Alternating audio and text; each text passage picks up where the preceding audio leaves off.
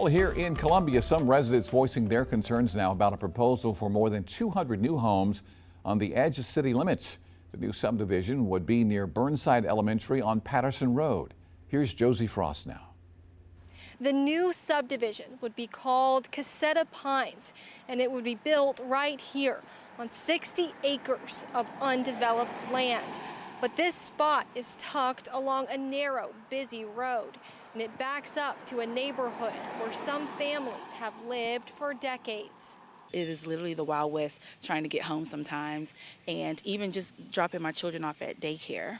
That's a major concern because the roads are not safe. People say adding hundreds of new cars along Patterson Road could make traffic worse, especially near Burnside Elementary, where school drop-off already slows things down. This intersection alone at Caroline and Patterson is a unsteady intersection if you've never been through it, because people are not sure to yield or to stop, and people speed through there. The development would sit along the Richland County and Columbia City line, and the new houses would face away from the existing homes in this historic neighborhood. Some residents hope it could be preserved. If they can create a buffer to maintain these trees and shrubbery, because at least that helps maintain some of the character that's been here for the last 60 years, as opposed to an abrupt change to looking at the back of houses. According to City Land Development Administrator Jonathan Chambers,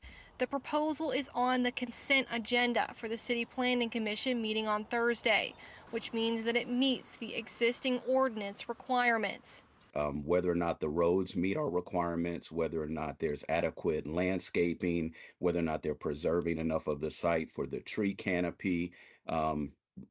We look at to make sure that there's enough water and sewer to be able to service the site, whether or not there's sidewalks. Right now, the area has many historic homes, but new developments line the streets. Former Richland County Councilman Norman Jackson, who lives in the neighborhood, says the city and county should be putting impact fees to make developers pay for any infrastructure upgrades. You don't just allow the developers to build and leave, and then we, the citizens, have to take care of the problem that caused it.